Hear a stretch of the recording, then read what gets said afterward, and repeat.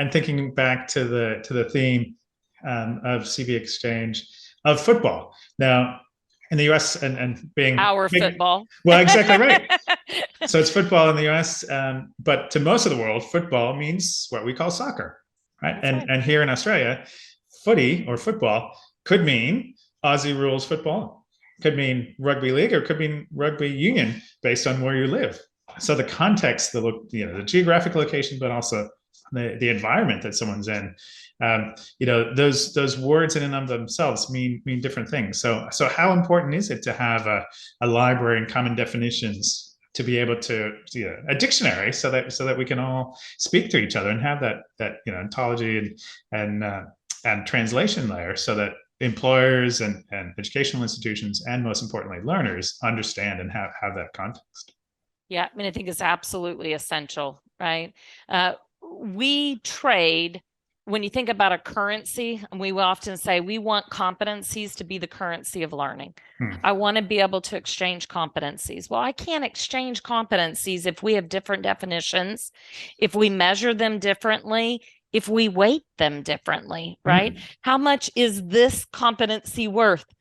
What is the weight of this? Is that similar to what you think of as a credit hour or 15 hours of instructional time, which is all we have to tether to today, right?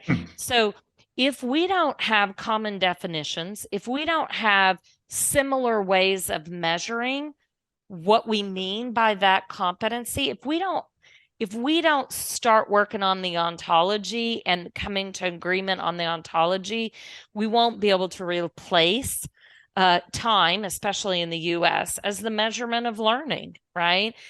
That's what we use today. How many credit hours do you have? How many minutes has your butt set in a classroom seat?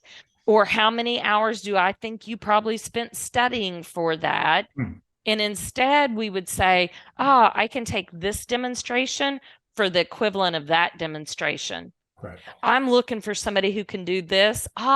They scored this on that performance-based assessment. That's similar to this. Therefore, I can accept that. And unless we start to build out the systems that allow us to barter in competency, unless we build out the ontology so that we're using the same words to mean the same things, we're going to continue to talk at each other and not be able to connect learning. So it's absolutely essential. I think you saw in the World Economic Forum report, it says you need to have a common skills language. You may have to start in your own country, building your common skills language, but do that with an eye to what are other people building? How could we connect? How could we leverage? So in Illinois, going back to that Illinois example, the language is now shared in 77 of the 78 academic institutions that have education programs. 77 of the 78 institutions said, I'll align around those common definitions. They now share assessment tools so that now if I administer that assessment at my institution and a learner passed, I can know that if they went to my institution, at the next institution they would pass to, right? So we can, through a common assessment, begin to share learning. And it's not so much based on time anymore. It's based on what that learner has been able to demonstrate that they know and can do.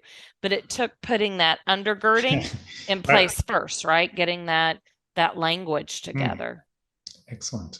No, that's so encouraging to hear those. The work you all are doing is so essential. Right. So don't be discouraged when so many people are like, we can't align around.